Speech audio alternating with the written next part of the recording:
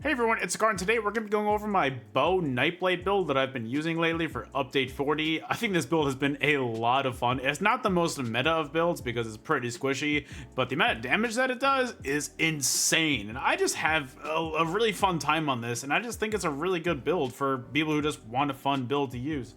So guys, real quick before we get started, we just hit 8,000 subscribers on the YouTube. So guys, thank you so much to everybody who's subscribed. I really appreciate it. It is absolutely awesome support. If you're not subscribed though, please hit that button. We gotta make our way to 9,000 somehow. So guys, without further ado, let's get on with the video. We're gonna look at our superstar add-on for this. We're gonna be a Khajiit on our Nightblade because Khajiit, in my opinion, is the absolute best race to use for Nightblade because of the critical damage passive. You get an extra 12% critical damage and healing, which is absolutely awesome. That amount of extra damage is huge and definitely noticeable.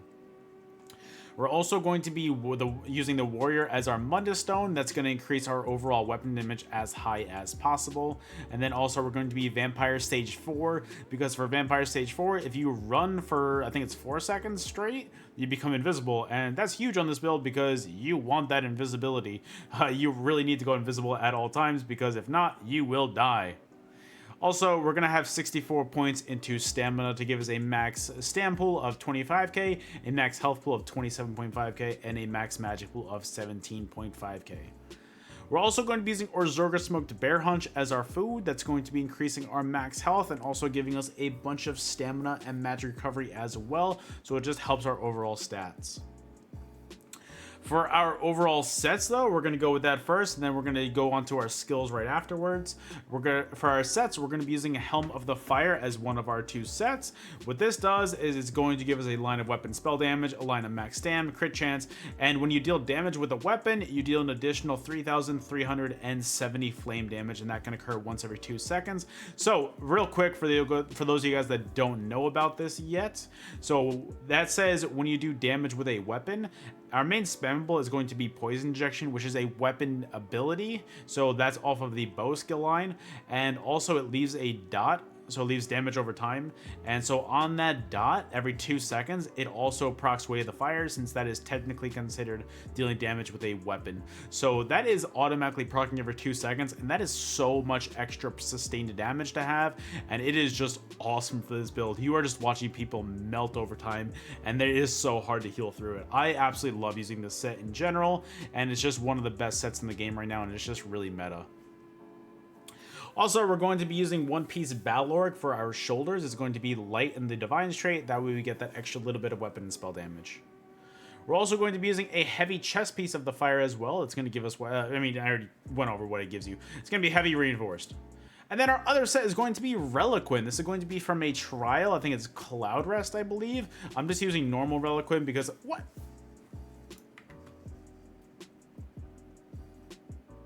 I'm just recording in the middle of nowhere. Guys, I'm just recording and I'm literally recording in the middle of nowhere, and this guy, where'd he go? Why are you here? What? I'm so sorry. I got so distracted. Oh my god. Alright, so we're using Reliquin. That's going to be from Cloud Rest. So it is a trial set, but do not let that dissuade you from the fact that it is really good in PvP. So what Reliquin is going to give you is 2 lines of crit chance, and then your light and heavy attacks are going to apply a stack of harmful winds to your target for 5 seconds. Harmful winds can deal 292 physical damage per stack for every 1 second, and that effect can stack once every half second as well. So basically, and that can stack up to 10 times and scales off of your higher weapon spell damage. So that is absolutely insane when you're just stacking up. So basically just light attack as much as possible. Light attack between all of your skills, and you're just getting stacks of Reliquin, and that is so much sustained dot pressure between Reliquin and Way of the Fire. People just melt. And I know the tooltip is really low, but trust me, when you get those stacks up, it is absolutely huge amounts of damage. I promise you. And then we're also going to be using, and that was medium in Divines.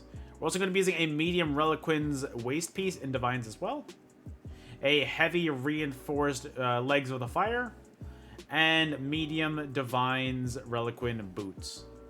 We're also going to be using an Oakensole ring because Oakensole is awesome, and for this build, it really makes it just work so well. It's going to give you so many extra buffs: Minor Berserk, Minor Courage, Major Brutality, Major Sorcery, Major Prophecy, Major Savagery, Minor Force, Minor Protection, Major Resolve, Minor Mending, Minor Fortitude, Minor Intellect, Minor Endurance, Minor Heroism, Minor Slayer, Minor Aegism, and Empower, which I mean, those last three doesn't really matter. But basically, in short form, it gives you a bunch of extra buffs. It gives you critical damage buffs, it gives you damage buffs, it gives you resistance buffs. There are just a lot of buffs in Oakensole, and it really helps out, and it really makes it so that this build is just a nice, simple build to use.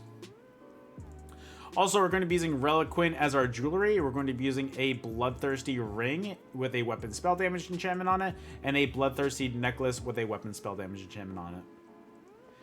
And then as our weapon, we're going to be using a Bow of the Fire and the Sharpen trait with a shock damage enchantment on it as well.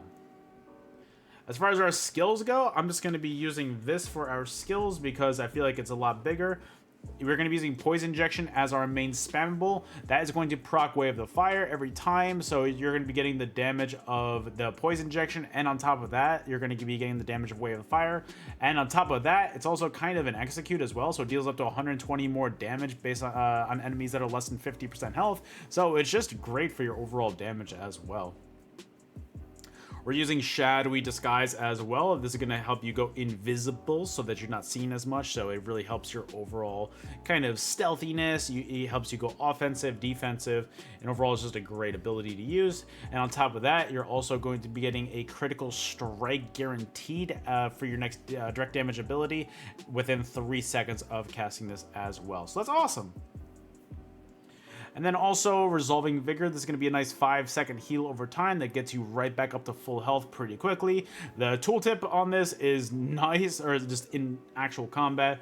My regular Resolving Vigors are hitting for just shy of 4,000 when it's just like this. So overall, it is huge. Also, you get Minor Resolve, so it increases your physical and spell resistance by 3k for 20 seconds as well, so it's massive.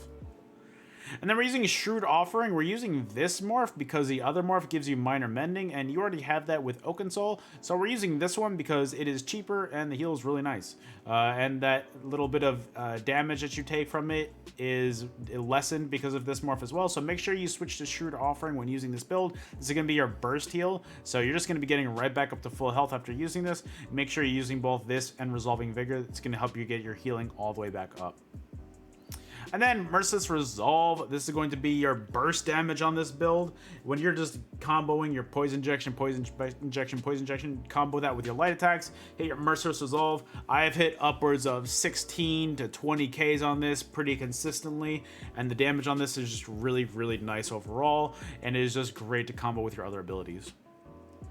And then I've been using Ballista as my ultimate. I just think that this build this ultimate is just really funny. Honestly, it's just really funny because either you're going to be doing a lot of damage to them, or you're going to be making them waste a lot of stamina because they're either going to roll dodge like 2 or 3 times in a row, or they're going to try and block it. So either you're doing damage to them or they're wasting stamina. So overall, it's a win-win situation. And on top of that, it's just great damage too, and it's just a great way to secure your kills if your enemy's out of stam and you're just going to be hitting them point blank with this. The tooltip on this is 63,000, and that is absolutely insane.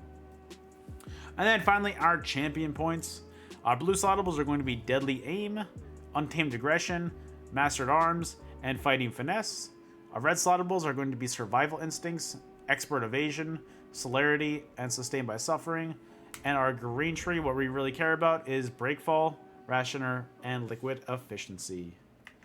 And that is, oh, I'm also using tripods as well because tripods are awesome. Helps your overall sustain, and it just helps you keep your magic, health, and stamp as high as possible.